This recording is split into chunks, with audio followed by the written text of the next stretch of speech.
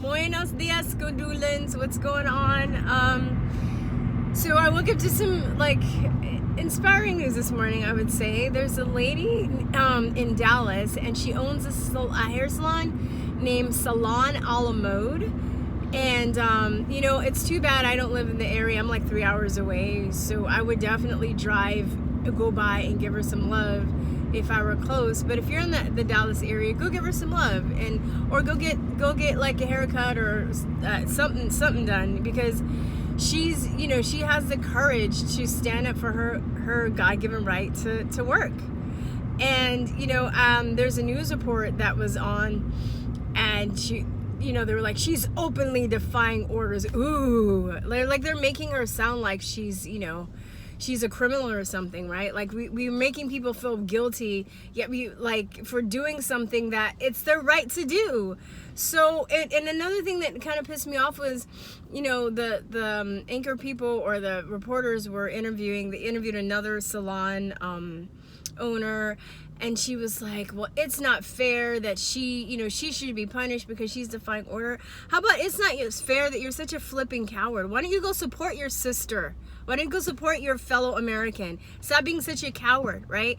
They can't arrest her because she's not doing anything criminal. They're probably, you know, they gave her a ticket, and she's gonna fight it, and she should. And I'm thinking, for those of you guys that are considering, you know, opening your businesses, maybe you can consult with the constitutional lawyers to see how you can fight these tickets, you know, that they're going to give you for working.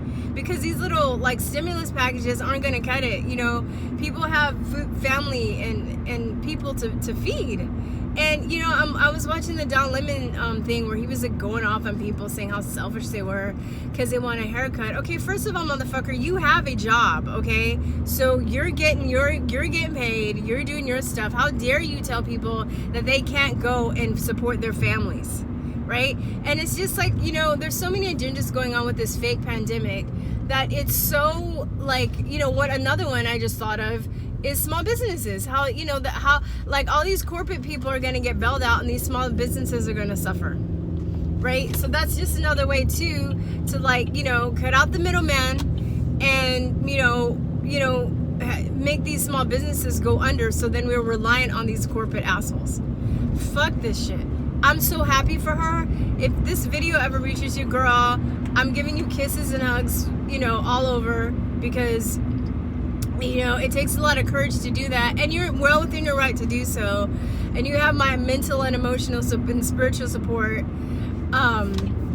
And I, you know, anybody that's like gonna make her feel guilty about doing that, you ought to be ashamed of yourself. Are you enjoying your slavery? Are you enjoying it? Because that's what you are. You're enjoying, you're being a slave right now, okay? And you're liking it. You're liking it. You're loving it, right? Making people feel guilty. Because when there's so much evidence that the social distancing bullshit does not even work, that, you know, for those of you who are following the guidelines because you believe the CDC and the FDA, all right, they even say that the masks don't work. There's not sufficient evidence to prevent infection. I have that all over my Chute Facebook page, okay? You can go, there are links to their own websites that say this. Yeah, you know, you're wearing masks like you think that's going to protect you. You know, people that eat unhealthy, you know, and smoke cigarettes and take tons of pharmaceuticals, you know, and, you know, they're already like poisoning their body from every angle, and yet they think a mask is going to save them. That just goes to show that you know nothing about health. You know nothing about your immune system, and you're an idiot. Now, the good news is you don't have to be an idiot forever. You know, there's always a chance to edify yourself, right? But to adhere to these edicts that people, you know, tell you that you should do without using your common sense, you're not, you know, you're being led astray, man. You're being like, social distancing, really? You think that's really helping? Right? There's so much evidence now coming out, doctors blowing the whistle, saying that, you know, the ventilators are killing people, which they are. I mean, this is even, when I look this up later, this is a common occurrence, okay? That they're padding the numbers, that they're saying that anybody else that has like cancer or pneumonia or diabetes, and they die of complications of that, and they're writing that off as a COVID death, okay? People have been sending me this video, and And I've seen it, and I'm so glad. Thanks for sending it. I don't get offended if you send me stuff and I already see it. I just let you know that I've seen it already, and thank you. But there were these 2 doctors in California that was talking about, basically that this is bullshit, right? They were doing it in a very professional way. They weren't like cursing like I was. But, they were saying that, the data doesn't support the reaction to everything being shut down and something is going on. And basically, for our immune system, we need to practice, our immune system needs, it needs to be exposed to certain microbes and stuff in order to get strong. So I was just so glad to hear them say that, because so many people are ignorant of that. They just think that, a mask is going to save them. How do we evolve, right? And I had a really good interview with David Crow the other day, who's a researcher, and he spent a lot of time in his life, researching, infectious diseases and viruses, and he was basically saying that, we're making these people gods. We're first of all, virologists are supposed to study viruses, but now we've elevated them to the fact where they can actually make viruses and become God and cause death, which is I know there are people that think they can do that, but when you understand how amazing your immune system is, if you have a good terrain and a barrier, anything that they think that they're making, or concocting, cannot just go and outright kill a bunch of healthy people on a large scale. That's just biologically impossible. It is. But I don't really know how to communicate this to you in a YouTube video. I mean, I've done a lot of personal research to come to this conclusion. That's why even when the virus, they were like, oh, there's a virus on the loose, I was like, okay, well, as long as I'm taking vitamin D, vitamin C, vitamin A, hydrating, not eating sugar, keeping my stress down, I'll be okay. And I am okay. I even have family members that were just like, oh, you have asthma. Friends that were like, oh, you should. I'm like, I'm fucking not scared of this shit. And then when I would talk about how ridiculous all this is, I had this girl come in. She's like, well, I have asthma and you're very selfish. I was like, I have asthma. So maybe, it's not my fault. I'm so tired of people just not taking responsibility, and they want everybody else to pay for their lack of responsibility, right? Because I work hard on my health. I work at it every day. I slip and I put things in my body here and there that I shouldn't, but for the most part, it's a continuous journey that I'm still on, figuring out ways to become healthier and healthier. And it's a lot of work, and it's a lot of discipline. I mean, you can't just be eating ho-hos every 5 minutes. You can't just be eating Krispy Kremes. I wish I could, because Krispy Kremes are amazing. I would eat them every 5 minutes if I could. But is that really good for my body? Is the gluten and the sugar and all the processed food really going to lead me to a life of health? No, it's not, right? But when the shelves started becoming empty, I started seeing all the junk food disappearing, and I'm just like, wow, these people are gonna die because if the virus was a big threat, they would probably die because their immune system didn't stand a chance with all the unhealthy food that they were buying. They're scared about toilet paper, and that should be the last thing that you should be concerned about getting, but yet that's one of the first things that's going missing off of the shelf. Give me a break, you guys. Come on, But all these people that just want to be and I think the people are selfish that are telling everybody to stay home. If the people that are immunocompromised are such a small part of the population, maybe they should stay home. Okay? I had an aunt that was super, super sensitive to perfumes and stuff like that, and she couldn't even go out to see operas or theaters or the movies because people's perfumes would set her allergies off that much. And sad to say, she actually became kind of an agoraphobe. She ended up staying home a lot because she knew she didn't want to be a burden to anybody, and I think that's a very selfless way to look at things. I wouldn't, if I had allergies too, almost to that point when I was younger. I couldn't take incense. I couldn't all this is coming back. I kind of forgot, but I can use incense now, but I couldn't use incense. I couldn't be around animals. I couldn't walk in grass. I couldn't be around trees. Dust set me off, like anything, right?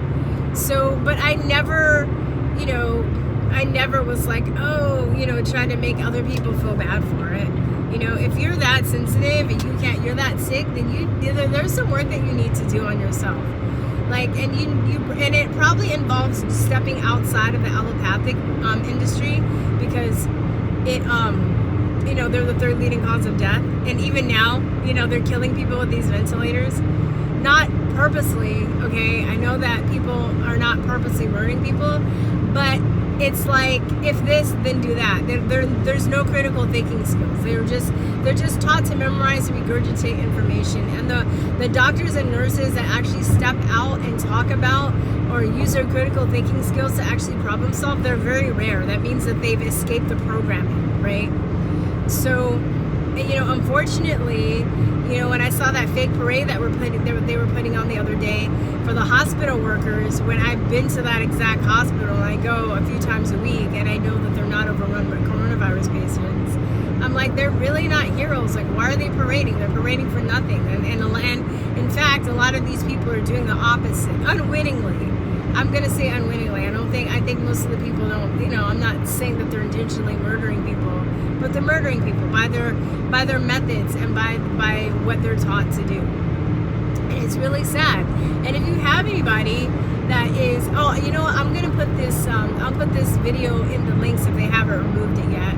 But there's another lady who's also a nurse, was talking about her friend who was in New York, and she was saying that, like,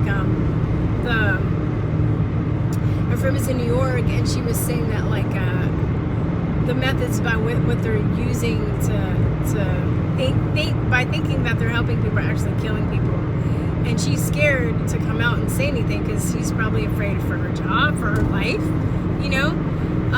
That's something people get killed over, because, you know, a lot of higher ups, they don't want to take responsibility, even though maybe they made a mistake, but they will kill somebody over, like, speaking the truth about that. So, but she was just basically, you know, talking about what I've been talking about for the last couple of weeks with, you know, and there's an article talking about, are the ventilators killing people?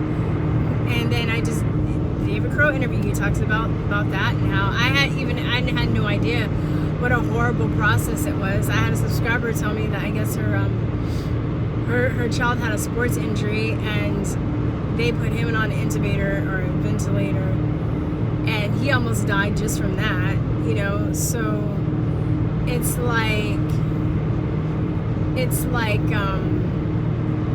I don't know, man. It's a lot of ego too. It's sad, you know. A lot of the world's problems can be solved. There are a lot of really passionate people, a lot of creative people, a lot of very smart people that are willing to help solve the world's problem. But, you know, honestly, it all comes down to, like, ego and greed and control and power, right? We're making somebody feel guilty about opening up a hair salon because that's their job, and they have, you know, a family to feed. And yet we praise people like Bill Gates, who's a genocidal maniac, who's killing bunches of people all over the world, who was, you know, who gave money to Jeffrey Epstein after he was convicted, who still was hanging out with him, who went to his island multiple times. Yet those are the people we praise. Like, what is wrong with our society? You know, are people that blinded by celebrity? I think it has to be, you know, A, they're blinded by celebrity, B, they're lazy, C, they, you know, don't want to admit, they're too proud to admit that they've been lied to and bamboozled. But you know what? You're going to really have to get over all that shit, because we're not going to thrive as a society if you are still in that state of mind where you can't be wrong about something. You know, I'm where I am now because I was wrong. I believe all this shit too. And it's been a hard journey, because now it's funny. I had a friend contact me the other day, and he was saying, oh, you just think you want to be right about stuff. I'm like, well, you know, I am right.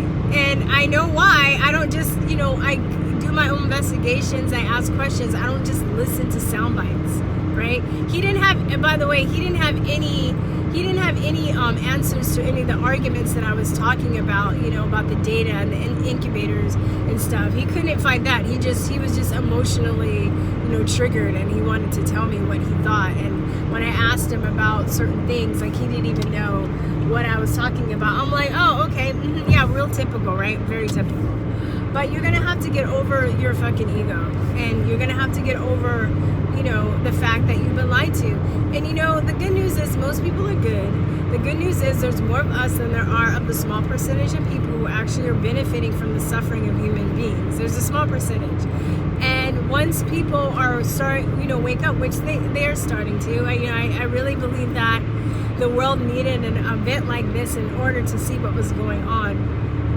I interviewed John Rappaport not too long ago, and I was like, well, it seems like, you know, the elite were rushing this scenario, and it was like, why do you feel that they did this? And he was like, I think they were ready. And I was like, I think they think that they were ready. I didn't say this in the interview, but I've been thinking about that, because a lot of times after I have interviews, I'll like go over the interview in my head, and I was like, oh, I should have asked this question, or should have did this, or why did, you know, or that's interesting that they brought this up. Why did they say this? You know, so I go over that in my head a lot. And he was like, yeah, I think that they were ready, but I'm thinking about it now, and I'm like, I think they thought they were ready, but we're still not dumbed down enough to just go along with it. People are starting to wake up. People are starting to protest. People are starting to question things. My best friends, it was her mom and her aunts who were like they're in their 80s maybe? They're older. And they actually came across with Shabutar's video, and they were like, oh my god, you've been saying this all along. They were telling my friend this, and she's like, yup. And they were actually in agreement with it, and they were open to it, and they're older. And you know, they say, oh, once people are older, you know, they're close, but I don't believe that. I mean, to a certain extent I do. It still just depends on the personality type and the experiences that people have had. But you know, I really do believe that this is waking people up. You know, we're on a time crunch, of course, because we gotta, you know, we still have a lot more people to wake up, but it's definitely better than it was years ago. I can attest to that. And it definitely is, you know, this event has actually, you know, shaken things up, I think, for the elites. I don't think they're going to get away with it. I really don't. I think, though, this did need to happen in order to, like, get people to see the bigger picture. And another thing that gave me hope, you know, last week was Bill Gates. And even now, any interview now that I see that he's done, the comment section is just flooded with people. And that means, flooded with people that hate him. And I came across a video popped up. It was this lady, she does like astrology, and she was doing a video on Bill Gates' astrological chart. And the astrologer was like, I'm going to be neutral. I'm not going to, like, you know, take sides. I know, like, some of the things that people are saying he's doing is based on conspiracy theories. And the comment section was like, hey, bitch, he's a horrible fucking person. He needs to be strung up and hung. Like, people were just going off. I love to comment, too. I did. I had to. And I don't regret it. And I'll do it again. But, yeah, I love to comment.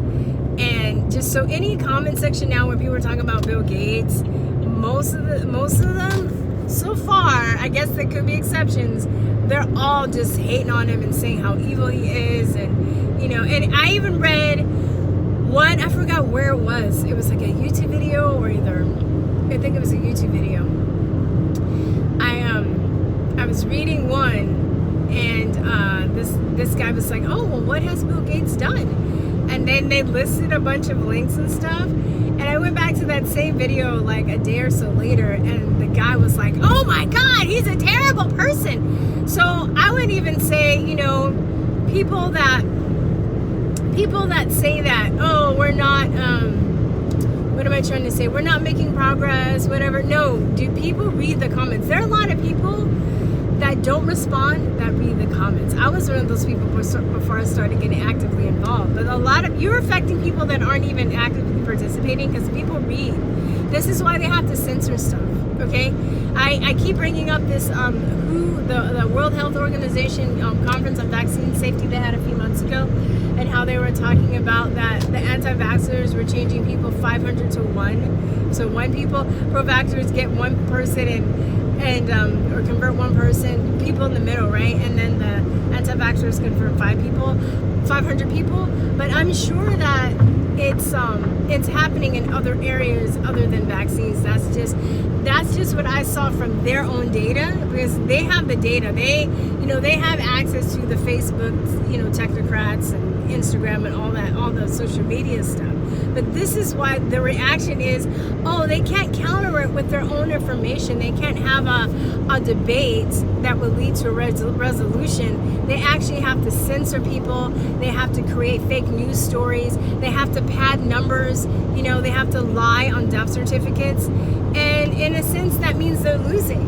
So don't give up, you guys. Go support that lady. She's amazing. Much love to her, and I hope she gets a lot of business, and I hope she inspires more people to go back to work, because this is just beyond ridiculous now, and America needs to open back up. All right, y'all, that's it. Talk to you later. Peace, true love. Bye bye.